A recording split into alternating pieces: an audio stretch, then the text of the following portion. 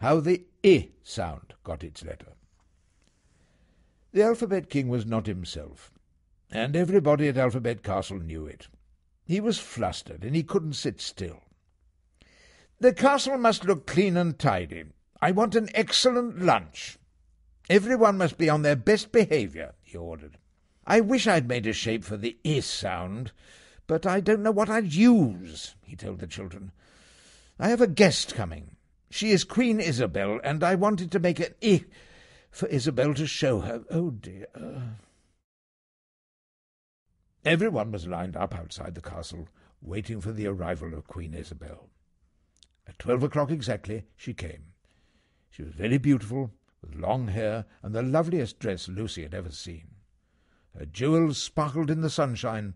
In her hand, Queen Isabel carried a royal sceptre like a rod, with an enormous diamond on the top. "Welcome," said the Alphabet King, bowing low and nearly falling over. He took her hand and kissed it. "I think he likes her," Lucy whispered to Sam. The Alphabet King and Queen Isabel sat down to eat, and Lucy and Sam were allowed to join them. The twins felt nervous, but soon found that Queen Isabel was friendly and funny, and began to enjoy themselves. The pencil guards were serving the food. Blunt had decided that for once he would behave properly, as he knew that if he didn't he would be in really big trouble. He concentrated hard as he carried in the pudding, which was Queen Isabel's favourite jelly.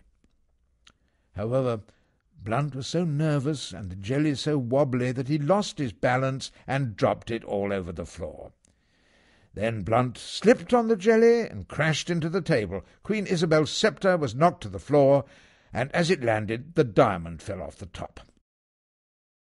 Blunt was so frightened. He didn't mean to slip, and now what would the king do to him? The Alphabet King rushed over, picked up the round diamond and the rod, and held them out to the Queen. He was red with embarrassment. "I'm so sorry," he said. But Queen Isabel smiled. "Don't worry," she said.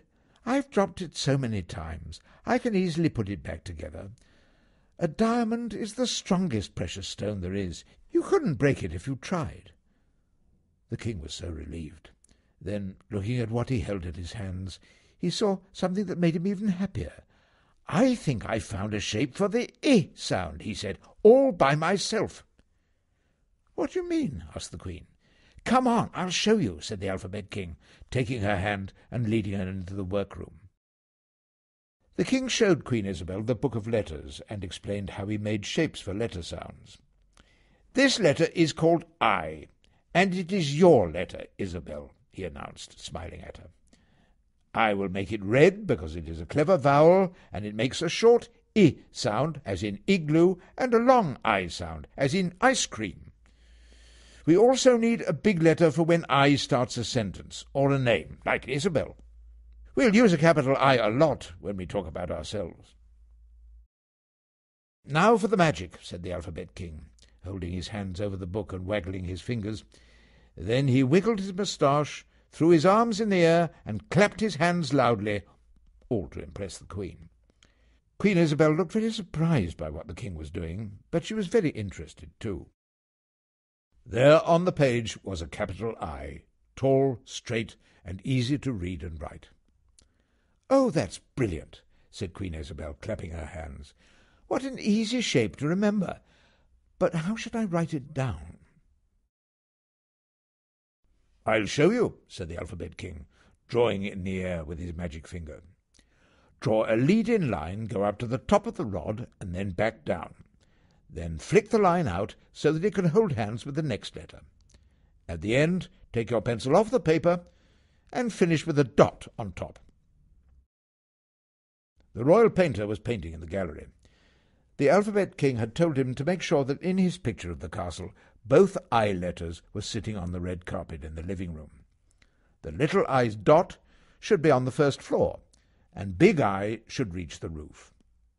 The Alphabet King wanted Queen Isabel in the painting so she would never be forgotten, and maybe she would come back one day. He hoped so. When the Queen came to see the picture, she laughed and winked at Blunt, because he was the one who had started it all.